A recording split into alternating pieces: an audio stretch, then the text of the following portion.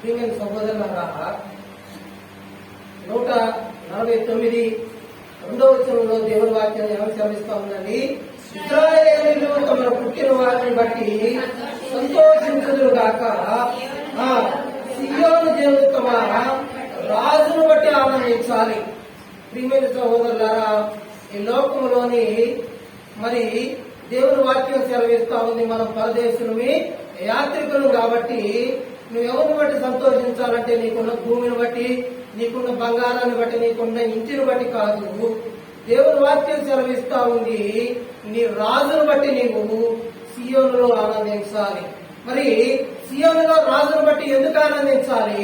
మరి చూస్తూ వచ్చినట్లయితే 139వ కీర్తన 14వ వచనం చూడండి.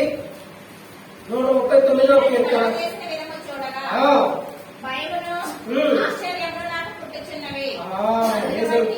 చూస్తూ వచ్చినట్లయితే ఏం జరుగుతుందంట? నీవు నన్ను కలగజేసిన విధం చూడగా భయమును ఆశ్చర్యమును నాకు పుట్టుచున్నవి, అందును బట్టి నేను నీకు కృతజ్ఞతాస్తుతులు చెల్లించుచున్నాను. నీ కార్యములు ఆశ్చర్యకరములు, ఆ సంగతి నాకు బాగుగా తెలిసి ఉన్నది. దావీదు కూడా చెప్తా ఉన్నాడు, మరి సియోను వాసులు చెప్తా ఉన్నారు నా రాజులో ఆనందించాలి అని. దావీదు కూడా చెప్తా ఉన్నాడు ఇక్కడికి వచ్చినసరికి, ప్రభువా నీవు నన్ను చేసినటువంటి విధం చూడగా ఏం జరుగుతుందంటండి? భయము కలుగుతుంది, ఆశ్చర్యం కలుగుతుందని దేవుని వాక్యం సెలవిస్తా ఉంది. ప్రియమైన సహోదరి సహోదరులారా, ఉదయకాల సమయంలోనే దేవుణ్ణి ఆరాధించే ప్రభువుని ఆరాధించే ముందు అసలు మనం ఎవరమై ఉన్నాం, దేవుడు ఎవరై ఉన్నారు తెలుసుకొని దేవుని ఆరాధిద్దాం. దేవుని వాక్యం సెలవిస్తా ఉంది, మరి దావీదు చెబుతా ఉన్నాడు, మరి నీవే పుట్టించావు ప్రభు అని. సియోను వాసులు చెబుతున్నారు నా రాజులో నేను ఆనందించాలి అని. ఎందుకు ఆనందించాల్సిన అవసరం వచ్చింది? మరి ప్రియమైన సహోదరులారా, దేవుని వాక్యం చూస్తూ వచ్చినట్లయితే ఆది కాండము 1వ అధ్యాయము 1వ అధ్యాయము 26వ వచనం అందరం కలిసి చదువుకుందాం. 1:26 ఆది కాండము 1వ అధ్యాయము 26వ వచనం. దేవుడు మన స్వరూపమందు మన కోరిక చొప్పున నన్ను చేయదము. చాలా మనకి చూస్తూ వచ్చినట్లయితే, మరి ఈ అధ్యాయం మొత్తం కూడా చూస్తూ వచ్చినట్లయితే దేవుని వాక్యాన్ని జాగ్రత్తగా వినాలి. ప్రియమైన సహోదరులారా, దేవుని వాక్యం ఇంటూ వచ్చినట్లయితే దేవుడు 7 రోజులు సృష్టిని 6 రోజులు సృష్టిని మొత్తాన్ని సృష్టిస్తూ వచ్చాడు. 6 రోజుల సృష్టిలోని మనిషికి ఏం కావాలో దాన్ని సృష్టించాడు. మనకి పిల్లలు పుట్టిన తర్వాత మన పిల్లలకు అది కావాలి ఇది కావాలని మనం సంపాదించాలని ఆలోచన చేస్తాం. కానీ దేవుడు ఆలోచన వేరు. దేవుడు ముందుగానే మనిషికి ఏం కావాలో మొత్తం సృష్టిస్తూ వచ్చాడు. అన్ని సృష్టించిన తర్వాత ప్రియమైన సహోదరులారా, మరి ఒక సమావేశం ఏర్పాటు చేసుకుంటూ వచ్చారు. అక్కడ ఎవరు అంటే మన పోలిక చొప్పున అంటున్నారు. మనం అంటే మరి ప్రియమైన సహోదరులారా, అక్కడ తండ్రి కుమార పరిశుద్ధాత్మ ఒక గొప్ప సమావేశంలోని ప్రియమైన సహోదరులారా ఆలోచన చేస్తూ వచ్చారు. మనిషిని తయారు చేయాలి. మనిషిని తయారు చేయాలి అంటే మనిషిని దేంతో తయారు చేయాలి? అసలు మనిషిని ఎట్లా తయారు చేయాలి? మరి ఇది ఉంది అంటే ఇది ఆహుజా కంపెనీ అయితే ఇంకో కంపెనీ కూడా దీని కాపీ కూడా తయారు చేస్తా ఉంటారు. ప్రియమైన సహోదరుడా, దేవుడు అట్లా అనుకోలేదు. ఈ భూమి మీద సృష్టించినటువంటి భూమిని సృష్టించిన దేవుడు, ఆకాశమును సృష్టించిండు. ప్రియమైన సహోదరులారా, మరి సముద్రాన్ని సృష్టించిండు. సముద్రంలో జీవరాశుల్ని, భూమి మీద తిరిగే జంతువులన్నింటినీ సృష్టిస్తూ వచ్చాడు. మరి మనిషిని దేనికి కంపారిజన్ చేయాలనుకున్నట్టే దేవుడు దేనితో కంపారిజన్ చేసుకోవాలనుకున్నప్పుడు కూడా మనిషి కెపాసిటీకి అది సరిపోవట్లేదు. ఏమండి, ఒక మనిషి చనిపోయినప్పుడు ఏం చేస్తారండి? కట్అవుట్ పెడతా ఉంటారు. కట్అవుట్ పెట్టి ఒక పక్కన పులిని పెడతారు, ఒక పక్కన సింహాన్ని పెడతారు. ఎందుకంటే సింహంలో బతికింటారు. కానీ దేవుడు మనిషిని తయారు చేసేటప్పుడు మరి ఎవరి పోలికతో తయారు చేయడానికి కూడా ఇష్టపడలేదు దేవుడు. ఈ దేంతో కంపారిజన్ చేసినప్పుడు కూడా సరిపోలేదు ప్రియమైన సహోదరుడా. చివరిగా తీసుకున్నటువంటి నిర్ణయం ఏంటంటే ఎవరు పోలికతోనండి? మన స్వరూపంతో దేవుడు మనిషిని తయారు చేయాలనుకున్నాడు. మరి 26వ వచనంలో ఎవరు వచ్చి దేంతోనంటండి? దేవుడు మన స్వరూపమందు నరుని తయారు చేయాలనుకున్నాడు. ప్రియమైన సహోదరుడా, మరి ఉదయకాల సమయంలోని ఆరాధన చేయబోయే ముందు మరి దేవుడు ఆయన పోలికతో తయారు చేసినటువంటి నిన్ను ఎందుకు తయారు చేయాలనుకోండు? ఆయన నిన్ను ఎందుకు ఆయన పోలికతో నిన్ను తయారు చేయాలనుకోండు? అసలు ఆయన పోలిక ఏంటి? ఊరికే వస్తూ ఉన్నాం, ప్రియమైన సహోదరులారా, పోతా ఉన్నాం. మనం ఎవరినో తెలియదు. ఏమండి ప్రియమైన సహోదరుడా, మనకున్న విలువ ఏంటో మనకు తెలియదు. ఈ లోకంలో విలువైన వాడు ఎవరు అంటే డబ్బుల్లో లేదంటే బాగా విలువ ఉన్న వ్యక్తులు ఎవరినో ఒకరిని చెబుతాం, కానీ మన గురించి మనం చెప్పుకోం. నేను విలువైన వాడిని అని దేవుడు చెప్తా ఉన్నాడు. నేను విలువైన వాడు, నీవు ఘనమైన వాడు అని, నిన్ను నా స్వరక్తంతోనే కొన్నాను అని, నిన్ను నా వాక్యంతో కన్నాను అని దేవుని వాక్యం సెలవిస్తా ఉంది. మరి దేవుడి స్వరూపం ఏంటి? దేవుడి స్వరూపం ఏంటి అంటే ప్రియమైన సహోదరుడా, మరి మనిషిని తయారు చేసేటప్పుడు, ఆది దంపతులను తయారు చేసేటప్పుడు, ఆదామును తయారు చేసేటప్పుడు దేంతో తయారు చేస్తూ వచ్చిందండి? ఏం తీసుకోడు?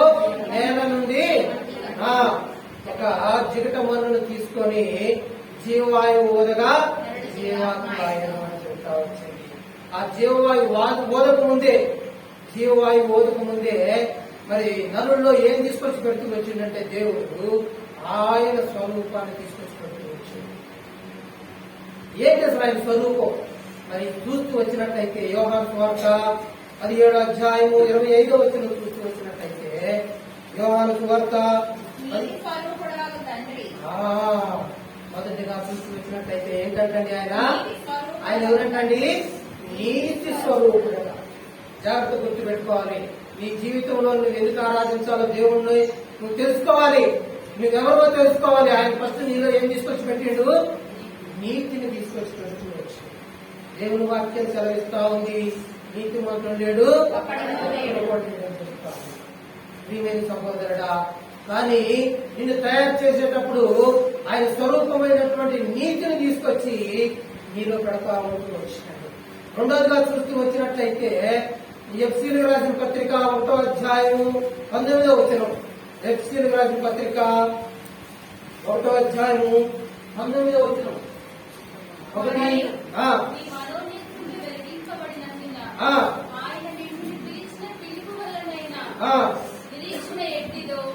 పరిశుద్ధులలో ఆయన స్వాస్థ్యం యొక్క మహిమైశ్వర్యం ఎట్టిదో, ఆయన క్రీస్తునందు వినియోగపరిచిన బలాతిశయమును బట్టి విశ్వసించి మన యందు ఆయన చూపుచున్న తన శక్తి యొక్క అపరిమితమైన మహాత్మ్యం ఎట్టిదో మీరు తెలుసుకోగలరు. యాకోబు రాసిన పత్రిక 2వ అధ్యాయం 1వ వచనం. యాకోబు రాసిన పత్రిక 2వ మహిమా స్వరూపియగు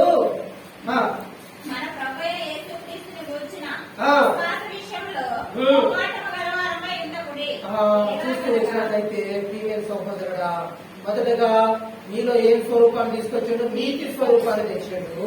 రెండోదిగా ఏ స్వరూపాన్ని తెచ్చాడండి? మహిమా స్వరూపాన్ని తీసుకొచ్చాడు దేవుడు. మూడోదిగా చూస్తూ వచ్చినట్లయితే యోహాను రాసిన మొదటి పత్రిక 1 యోహాను 4:8. యోహాను రాసిన దేవుడు ఎవరంటండి? ప్రేమాస్వరూపి. నీలో ఇంకేం పెట్టిండండి? మూడోది ప్రేమను తీసుకొచ్చి పెడుతూ వచ్చిండు నీలోని. ప్రియమైన సహోదరుడా, మరి 4వదిగా చూస్తూ వచ్చినట్లయితే ప్రకటన గ్రంథము 6వ అధ్యాయము 10వ వచనం. ప్రకటన గ్రంథము సత్యస్వరూపి పరిశుద్ధుడా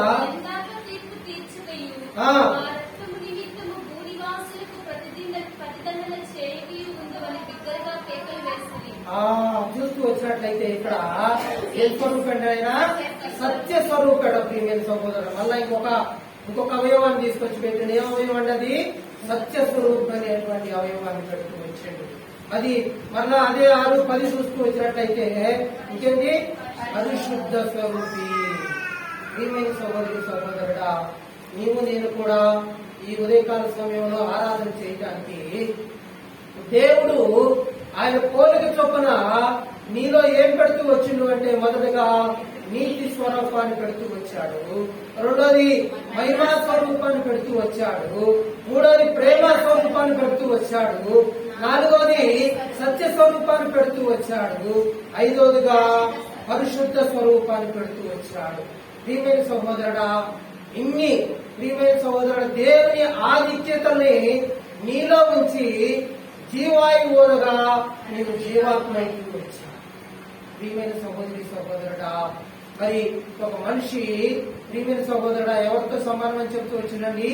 దేవుడితో సమానం అని చెబుతూ వచ్చినటువంటి దేవుడి ఆలోచన మరిచినటువంటి ఆది దంపతులు శత్రు కార్యాన్ని ప్రియమైన సహోదరుడ వారిలో నెరవేర్చుకుంటూ వచ్చారు. వస్తూ వచ్చింది ప్రియమైన సహోదరుడ తోటలోకి వచ్చిన తర్వాత నమస్కారం చేస్తూ వచ్చింది, అక్క అని పిలుస్తూ వచ్చింది. ప్రియమైన సహోదరుడా, మరి ఎక్కడి నుంచి వచ్చిందో చెల్లి తెలియకుండానే పరిచయం చేసుకుంటూ వచ్చింది. పరిచయం చేసుకొని ప్రియమైన సహోదరుడా మరి దైవ మర్మాన్ని మొత్తాన్ని చెబుతూ వచ్చింది. ఏమండి, అసలు నువ్వు ఎవరివి, దేవుడు నిన్ను ఎట్లా చేసుకోవాలనుకున్నాడు మొత్తం ఇక్కడ నీకు తెలిసి నీ జీవితం అంతా ప్రియమైన సహోదరుడా దేవుడు ఎంత ఇష్టంగా తయారు చేసుకున్నాడో, దేవుడిని ఎంత ప్రేమించిండో తెలిసి నీ గుట్టంతా కూడా ఎవరు చెబుతూ వచ్చామండి? శత్రువు ఆయన అపవాదికి చెబుతూ వచ్చాడు.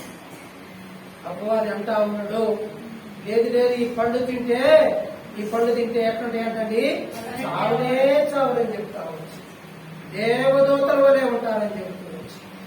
ఏమండి ఎట్లుంటారు? దేవదూతల వలె ఉంటారు. అంతకుముందు ఎవరిద్దరు అవాదము దేవుని స్వరూపంలో ఉన్నటువంటి దేవుని ఆత్మలు. మరి ప్రియమైన సహోదరుడా, ఆ విషయాన్ని మర్చిపోయి దేవదూతలుగా మారాలనుకుంటూ వచ్చారు. దేవుడు తినొద్దన్న పండుని కోసుకొని తింటూ వచ్చారు. అప్పుడు కోసుకొని తినేటప్పుడు ఎట్లున్నట్టండి, రమ్యముగాను మరి అందముగాను కనపడుతూ ఉంటుందట. వెంటనే ఆ బలములు తినగానే ఏమైతే వచ్చారండి? దిగంబరులు అయిపోతూ వచ్చారు, వస్త్రహీనులు అయిపోతూ వచ్చారు. ప్రియమైన సహోదరుడా, రోడ్డు మీద నిలబడుతూ వచ్చారు. దేవుని ఆధ్యాత్మిక్రమం వల్ల ఏం జరుగుతూ వచ్చిందండి? పాపం వస్తూ వచ్చింది.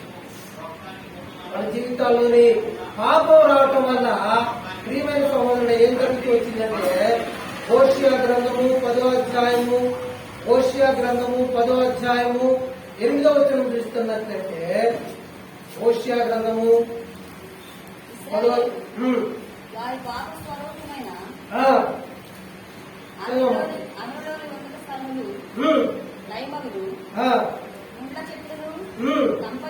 కంపయు వారు బలిపీఠం మీద పెరుగును, పర్వతమును చూచి మమ్మను మరుగు చేయడనియు, కొండను చూచి మా మీద పడుడనియు వారు చెప్పుకుంటూ. అమ్మా ఇక్కడ చూస్తూ వచ్చినట్లయితే మరి ఇక్కడ ఏ వస్తువు వచ్చిందంటండి? పాపము రావటం వల్ల ఏ స్వరూపం వచ్చిందంటండి? ఇక్కడ పాప స్వరూపం వచ్చింది. ఆధ్యాత్మిక్రమం వల్ల మరి నీతి స్వరూపం పోయి, మహిమా స్వరూపం పోయి, ప్రియమైన సహోదరుడా ప్రేమ స్వరూపం పోయి, సత్య స్వరూపం పోయి, పరిశుద్ధ స్వరూపం పోయి ఏ వస్తువు వచ్చిందండి? పాప స్వరూపం వచ్చింది. పాప స్వరూపం వస్తే నీ నా జీవితంలో ఏం జరుగుతూ వచ్చిందంటే, ఎఫెసీయులకు రాసిన పత్రిక 2వ అధ్యాయము 1వ వచనం ప్రకారము నీ నా జీవితంలోకి ఏమొచ్చిందండి? నీ అపరాధముల చేతను ఏమొస్తూ వచ్చిందంటే జీవితంలోకి మరణం సంభవిస్తూ వచ్చింది. అపరాధముల చేతను, పాపముల చేతను సచ్చిన వారం అయిపోతూ వచ్చిన మన జీవితంలోని ప్రియమైన సహోదరుడా, దేవుని సావాసానికి ఎడబాటు అయిపోతూ వచ్చావు. దేవునితో సావాసం చేయలేకపోతూ వచ్చావు. దేవుడు వచ్చి, ఆదామా ఎక్కడంటే నీ స్వరము విన్నప్పుడు మాకు భయం కలిగను అని ఆదామను చెబుతున్నారు. ప్రియమైన సహోదరుడా, నీ నా జీవితంలోకి పాపం వస్తూ వచ్చింది, భయం వస్తూ వచ్చింది, మరణం వస్తూ వచ్చింది. ప్రియమైన సహోదరుడా, ఇవన్నీ రావటం వల్ల, పాపము, భయము, మరణము రావటం వల్ల నీ నా జీవితంలోకి దేవుడికి మనం ఏమయ్యాను అంటే, రోమీయులకు రాసిన పత్రిక 5వ అధ్యాయము ప్రియమైన సహోదరుడు 6వ వచనం చూస్తూ వచ్చినట్లయితే వచ్చినట్లయితే ఏలయనగా ఏలయనగా ఇంకా బలహీనులమై చాలమ్మా, ఇంకా ఏమైపోయినాం అంటే మనం బలహీనమైపోతూ వచ్చాం. దీని సహోదరుడా, బలహీనమైపోతూ వచ్చినామని మన జీవితంలోని ఇక రెండోదిగా 8వ వచనం. అయితే ఎట్లనగా ఏమయ్యానండి, పాపులమై ఉన్నామని దేవుని వాక్యం సెలవిస్తా ఉంది. 10వ వచనం చూస్తూ వచ్చినట్లయితే శత్రువులమై ఉండగా ప్రియమైన సహోదరుడా, చూసారా ప్రియమైన సహోదరి, మనిషి ఇందాక చేస్తూ వచ్చినది ఎందుకు రాజుని ఆరాధించాలి, ఎందుకు రాజులో సంతోషించాలని దేవుని వాక్యం సెలవిస్తూ వచ్చిందంటే, మరి ప్రియమైన సహోదరుడా, దావీదు కూడా నన్ను చేసిన విధం చూడగా భయం కలిగిందని ఎందుకు చెప్తా ఉన్నాడంటే, ఇంత ఆశ్చర్యమైన దేవుని స్వరూపంలో చేసిన మనిషి ప్రియమైన సహోదరుడా ఆధ్యాత్మికము వల్ల మరి మరణమవుతూ వచ్చిండు, భయంలో నెట్టబడుతూ వచ్చిండు. ప్రియమైన సహోదరుడా దాక్కునే స్వభావం వస్తూ వచ్చింది, దిగంబరత్వం వస్తూ వచ్చింది. ప్రియమైన సహోదరుడా దేవుని స్వరం వినటానికి మరి ప్రియమైన సహోదరుడా మధ్యలో దేవునికి మనకి ఏ వస్తూ వచ్చింది అంటే పాపం వస్తూ వచ్చింది. ప్రియమైన సహోదరి సహోదరుడా, ఆ పాపము ఎంతవరకు వచ్చిందంటే లూకాసు వార్త, ఆ పాపం వల్ల మన జీవితంలోకి ఏ లక్షణాలు వచ్చినాయంటే లోపలికి లూకాసు వార్త 7వ అధ్యాయము 21వ వచనం.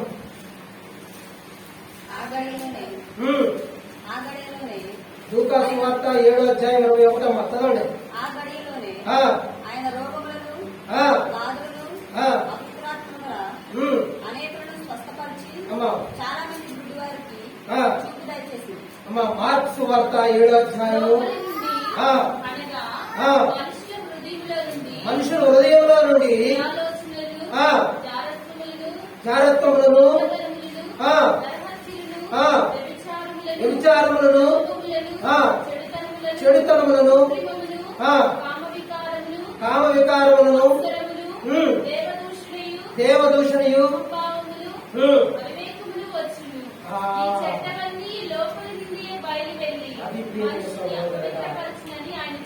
ఉదయకాల సమయంలోని నా జీవితంలోకి వచ్చినటువంటి లక్షణాలు ఏంటి అంటే పాపం వల్ల నీవు భయపడటం వల్ల, నీవు దేవునిలో బలహీనుడు కావటం వల్ల, నీవు దేవునికి శత్రువుగా మారటం వల్ల, నీవు భక్తిహీనుడుగా మారటం వల్ల నీలోకి వచ్చినటువంటి లక్షణాలు ఎన్ని బలహీనమైన లక్షణాలు వచ్చినాయి అంటే ప్రియమైన సహోదరుడా, అందుకోసమే లోకంలో భయంకరమైనటువంటి దూషణ మొదలైతూ వచ్చింది. దేవదూషణ, దేవుడు అంటే లెక్క లేదు. ప్రియమైన సహోదరుడా, మాట మాట్లాడటం, మనిషి అంటే లెక్క లేకుండా వచ్చింది.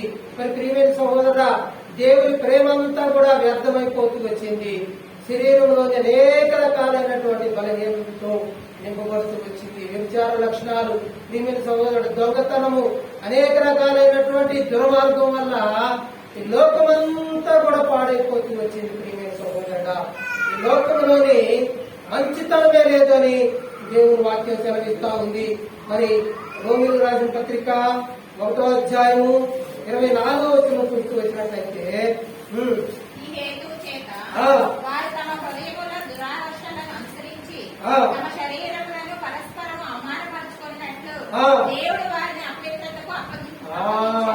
ఏం జరిగిందంటే మన జీవితంలోకి వచ్చిన లక్షణాలు బట్టి ఏం చెప్తూ వచ్చిందంటే అపవిత్రకి అప్పచెబుతూ వచ్చింది. ప్రియమైన సహోదరుడా, ప్రేమ చల్లారిపోయింది ఇంట్లోని. ప్రియమైన సహోదరుడా, సమాధానం లేకుండా బ్రతుకుతా ఉన్నది లోకమంతా కూడా. కుటుంబంలో సమాధానం లేదు, వ్యక్తిలో సమాధానం లేదు. ప్రియమైన సహోదరుడా, మరి కుటుంబాల్లో అన్ని దేంట్లో సమాధానం లేదు. ఇంకా దేనికోసం మానవుడు ఆలోచిస్తుందో తెలియట్లేదు. ఎందుకోసం అంటే ప్రియమైన సహోదరుడా, మరి దేవుడు ప్రియమైన సహోదరుడు దురాత్మకమైన చెప్పబడుతూ వచ్చాం. ప్రియమైన సహోదరుడా, అనేక రకాలైనటువంటి దురాలోచనకు ఏడబడుతూ వచ్చాం. మరి కొరింథీయులకు రాసిన మొదటి పత్రిక 6వ అధ్యాయము 8వ వచనం.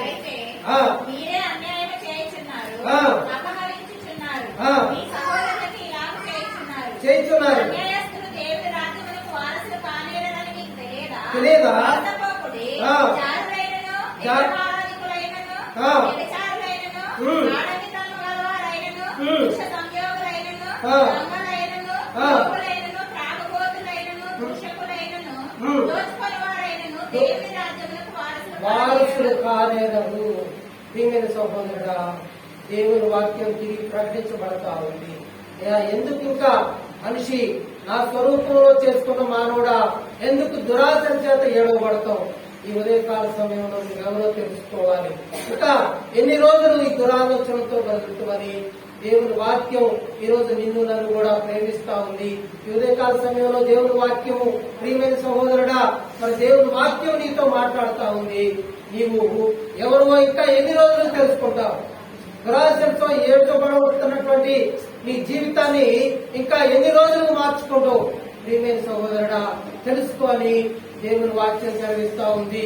ఈ ఉదయకాల సమయంలోని ప్రియమైన సహోదరుడా, నీ నా జీవితం ఎట్లా మారుతూ వచ్చింది అంటే, మరి పైకి బాగానే ఉంటూ వచ్చింది, ఆకారము స్వరూపం బాగానే ఉంటూ వచ్చింది, పోలికైతే బాగానే మనిషి పోలిక ఉంటూ వచ్చింది, కానీ లోపల ఉన్నటువంటి స్వరూపం అంతా మారిపోతూ వచ్చింది.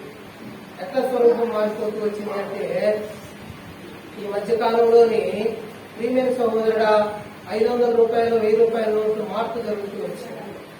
ఏమండి, మార్పు జరుగుతూ వచ్చింది. మరి తిరిగి కొత్త కరెన్సీ వచ్చింది. తిరిగి కొత్త కరెన్సీ వచ్చినప్పుడు మరి పాత 500 నోట్లు 1000 రూపాయలు తీసుకొని పోతే 1000 రూపాయలు తీసుకొని పోతే 1 రూపాయలు ఇస్తారండి. మరి ఎందుకు ఇవ్వరు అంటే, విలువ లేకుండా పోతూ వచ్చింది, విలువ కోల్పోతూ వచ్చింది ఆ నోటు. మనిషి జీవితం కూడా మరి ప్రియమైన సహోదరుడు అంతరంగం చెడిపోవడం వల్ల దురాలోచనలతో ఏడవబడిన వాడిగా ఉంటూ వచ్చాం మనందరం కూడా. ఈ ఉదయకాల సమయంలోని నీ నా జీవితంలోని ప్రియమైన సహోదరుడ అపరాధములతో చెడిపోయిన వారుగా ఉంటూ వచ్చాం. అందుకోసమై ఈ ఉదయకాల సమయంలోని మరి కొలసీలకు రాసిన పత్రిక 1వ అధ్యాయము 15-16 వచనాల ప్రకారం ఆయన ఎవరంటండి? ఆయన అదృశ్య దేవుని స్వరూపి అయి ఏరయనగా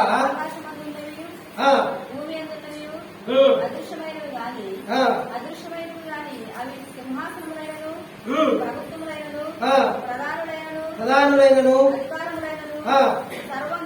సర్వమును ఆయన యందు సృజింపబడెను, సర్వమును ఆయన ద్వారాను ఆయన బట్టి సృజింపబడెను.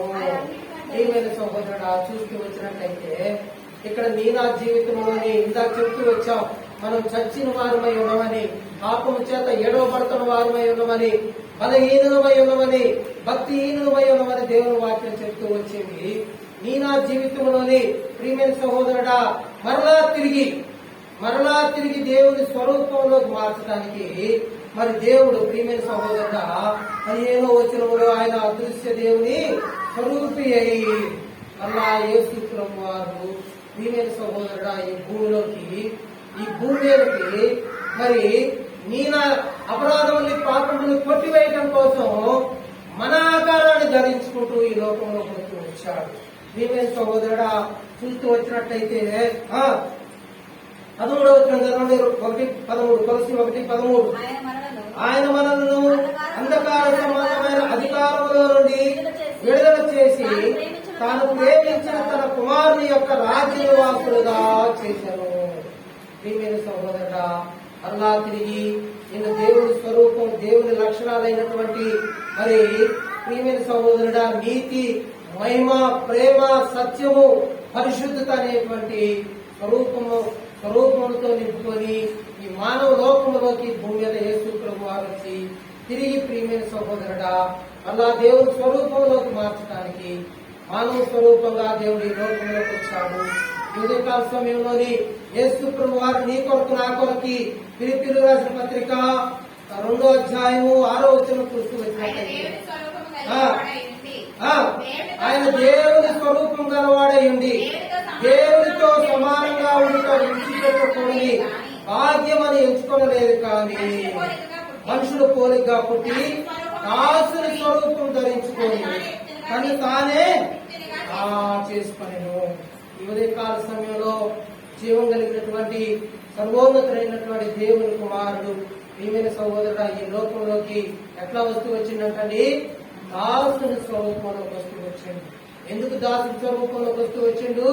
మనం పాపం అనే దాస్యానికి ఏడవబడుతూ వచ్చాం గనక అట్టి దాసత్యములో నుండి మనల్ని విడిపించటం కోసమై యేసు ప్రభువు వారు ఈ లోకంలోకి వస్తూ వచ్చారు.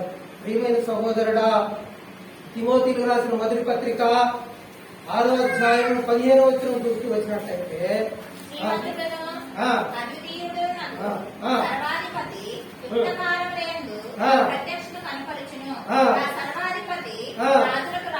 రాజులకు రాజును ప్రభువులకు ప్రభువునై ఉన్నాడు. ఎవరంటండి ప్రభు? ఎవరంటండి? రాజులకు రాజు అంట. మరి శ్రీమంతుడంట, ఆయన అద్వితీయుడకు దేవుడట, సర్వాధికారమైనటువంటి దేవుడట. ప్రియమైన సహోదరుడు, ఆయన ఈ లోకంలోకి వస్తూ వచ్చాడు. ఎందుకంటే నీ స్థితిని నా స్థితిని మార్చడం కొరకై భూమి మీదకి వస్తూ వచ్చాడు. గలతీయులకు రాసిన పత్రిక 4వ అధ్యాయము 5వ వచనం చూస్తూ వచ్చినట్లయితే పరిపూర్ణమైనప్పుడు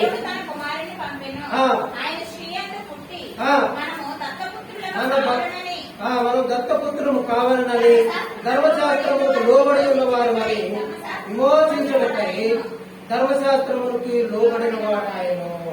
ప్రియమైన సహోదరుడా, నీవు నేను కూడా ఈ లోకములోని అపరాధముల చేత ఏడవబడినటువంటి జీవితంలో ఉండగా యేసు ప్రభు వారు ప్రియమైన సహోదరుడా నన్ను కూడా కుమారులుగా చేయడం కోసమై ఈ లోకంలోకి వచ్చాడని దేవుని వాక్యం సెలవిస్తా ఉంది.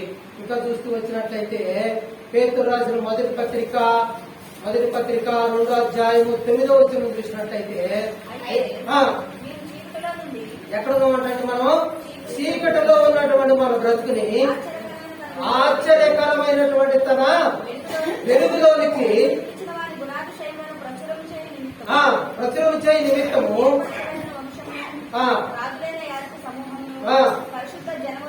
పరిశుద్ధ జనమును చూస్తూ వచ్చినట్లయితే ఇప్పుడు ఎక్కడ ఉన్నామంటండి? ఎక్కడో అగాధమైనటువంటి చీకటిలో ఉన్నటువంటి జీవితాన్ని ఆశ్చర్యమైనటువంటి ఆయన వెలుగులోకి తీసుకొచ్చి ఈ లోకమునికి వెలుగు ఎవరండి? నేను ఈ లోకమునికి వెలుగై ఉన్నాను అని క్రీస్తు సెలవిస్తాను. వెలుగైనటువంటి దేవుడు ఆయన వెలుగులోకి తీసుకొచ్చి ప్రియమైన సహోదరుడాన్ని నేను చేస్తూ వచ్చినట్టండి రాజులైన యాజక సమూహంగా చేస్తూ వచ్చాడు. రాజులైన యాజక సమూహంగా దేవుడిని చేస్తూ వచ్చాడు. ప్రియమైన సహోదరుడా, మరి యెషయా గ్రంథము 53వ అధ్యాయము 2-3 వచనాలు చూస్తూ వచ్చినట్టయితే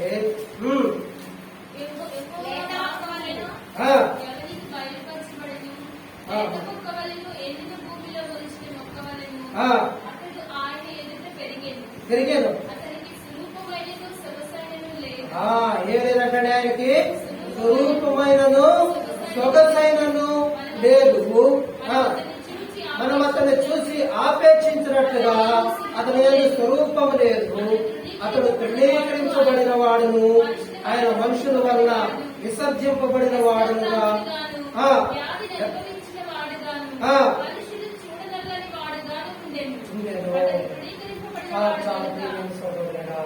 ఈ ఉదయకాల సమయంలోని మరి నీ నా జీవితంలోని మనం మొదటగా ఏ స్వరూపం అని చెప్తూ వచ్చాం? మనం దేవుని స్వరూపము, దేవుని స్వరూపంలో చేయబడ్డామని దేవుని వాక్యం సెలవిస్తూ వచ్చింది. మన పాపముల చేతను అపరాధముల చేతను ఏడవబడిన వారమై ఏ స్వరూపంలోకి వచ్చామా? పాప స్వరూపంలోకి మన జీవితంలో వచ్చింది. పాప స్వరూపంలోకి వచ్చినటువంటి మన జీవితాన్ని ప్రియమైన సహోదరుడా, మరి నీవు నేను కూడా అపరాధముల చేత చచ్చిన వారమై దేవునికి విరోధముగాను భక్తిహీనులుగాను శత్రువులుగా బ్రతుకుతున్నటువంటి మన జీవితంలోని ప్రియమైన సహోదరుడా మరలా తిరిగి మన దేవుని స్వరూపంలోకి మార్చడానికి ఆయన ఏ స్వరూపంలో జన్మించవచ్చు? దాసుని స్వరూపం ధరించుకుంటూ వచ్చాడు. ప్రియమైన సహోదరుడా, మరి ఆ కల్వరి శిలువలోని నీ నా పాపముల కొరకై ఆయన చేతులకి కాళ్ళకి వేకులు పట్టబడుతూ వచ్చాయి. ప్రియమైన సహోదరుడా, ఆయన ఈ పంత నాగడిసాలి వల్ల దున్నబడుతూ వచ్చింది. ప్రియమైన సహోదరుడు, ఆయన ఆకారం కోల్పోయిన వాడుగా ఉంటూ వచ్చాడు. ఆయన ముఖం మీద ఉమ్మి వేయబడుతూ వచ్చింది ప్రియమైన సహోదరుడా. ఇంకా నీ నా తలంపును బట్టి ప్రియమైన సహోదరుడా, ఆయన అనేక రకాలైనటువంటి అవమానాలు ఎదుర్కొంటూ వచ్చాడు. చివరికి ప్రియమైన సహోదరుడా వ్యాధిగ్రస్తుడుగా మారుతూ వచ్చాడు. ఈ ఉదయకాల సమయంలోని నీవు నేను కూడా ప్రియమైన సహోదరుడా మరి ఆరాధన చేయటానికి సిద్ధపడటానికి దేవుడు ఈ ఉదయకాల సమయంలో నేను ప్రేమించిన దేవుడు నీతో మాట్లాడుతూ ఉన్నాడు. నీ నా జీవితాలతో ప్రియమైన సహోదరుడా ఈ ఉదయకాల సమయంలో మనసు ముందు ఒప్పుకోవాలి. అవునయ్యా ప్రభువా, అయా మీ స్వరూపంలో చేసుకున్న నా జీవితాన్ని, అయా మీ స్వరూపంలో ఏర్పాటు చేసుకున్న నా బ్రతుకుని ప్రభువా, అయినా అపరాధముల చేత ఏడవబడింది ప్రభువా, అయా నా ఇంటి వారు నన్ను తృణీకరించారు ప్రభువా, నా అన్నవారు నన్ను అసహించుకున్నారయ్యా. అయా ప్రభువా, నన్ను ఎవరూ ప్రేమించేవారు లేరు. నేను అగాధంలోని చీకటిలోని ప్రభువా తండ్రి పాపముల చేత ఏడవబడుతూ వచ్చాను ప్రభువా. అయ్యా ఎవరు నన్ను ప్రేమించలేదు, ఎవరు ప్రభువా అయ్యా మీ గురించి చెప్పలేదు, కానీ ప్రభువా మీరే నన్ను ప్రేమించారు. నా కొరకు ఆ కలువలో ప్రభువా మీరు ప్రయోజనం చెల్లిస్తూ వచ్చారయ్యా. అయ్యా ప్రభువా ఇంత పాపిని, ఇంత అయోగ్యులైనటువంటి నా బ్రతుకులో ప్రభువా ఏం చూసి నన్ను ప్రేమించారయ్యా. మీ స్వరూపంలోకి మార్చుకున్నారు ప్రభువా. అయినా ఎన్నిక లేని నా బ్రతుకు, తృణీకరించబడినటువంటి బ్రతుకు, తుచ్చమైన నీచమైనటువంటి నా బ్రతుకులో అది ఈ రోజు నా జీవితాన్ని విమోచించారయ్యా. పాపం నుంచి విడుదల చేశారు ప్రభువా. అయ్యా నీ బిడ్డల మధ్య నీ స్వరక్తం ఇచ్చే కొండ సంఘం మధ్యలో వెలుగెత్తి నిన్ను ఆరాధించడానికి మహాగరుడా, ఆశ్చర్యకరుడా మీరు నాకు ఇచ్చినటువంటి ధన్యతకై వేలాది స్తోత్రాలు ప్రభువా అని సర్వోన్నతులైనటువంటి దేవుని వెలుగెత్తి ఆరాధించే బిడ్డలుగా ఉండాలి. అందుకే ప్రియమైన సహోదరుడా ఆరాధన రావాలి అంటే ఆత్మలో ఏం రావాలి? ఆనందం రావాలి. అందుకోసమే 149వ కీర్తన 2వ వచనంలో ఏం చెప్పిండు? సీయోనులోకి వచ్చినప్పుడు ఏమన్నారట? రాజుని ఆనందం ఉండాలని దేవుడు వాక్యం సెలవిస్తా వచ్చింది. దేవుడు ఆయన స్వరూపాన్ని నువ్వు నష్టం చేశావు, తృణీకరించావు. అయినా ఆయన కుమారుడు నీ కొరకి, ప్రేమించిన కుమారుడు, అద్వితీయ కుమారుడు, పరిశుద్ధుడని దాని ప్రతిగానం వచ్చే పూజించబడుతున్న కుమారుణ్ణి నీ కోసం బలిగానిస్తూ వచ్చాడు. నువ్వు నా ప్రియమైన సహోదరి, నా ప్రియమైన సహోదరుడా, ఈ మధ్యాహ్నకాల సమయంలో యుగయుగములకి సర్వయుగములకి దేవుడైనటువంటి సృష్టికర్తమైనటువంటి దేవుణ్ణి సియోనులో అయ్యా నా రాజును సియోనులో ఆరాధించడానికి నాకు ఇచ్చిన ధన్యతకై వేలాది వందనాలు ప్రభు అని సర్వోన్నతులైన దేవుని ఆరాధిద్దాం. దేవుడి లేఖనాలు దీవించును గాక. నిలవబడి ఆరాధన చేశాక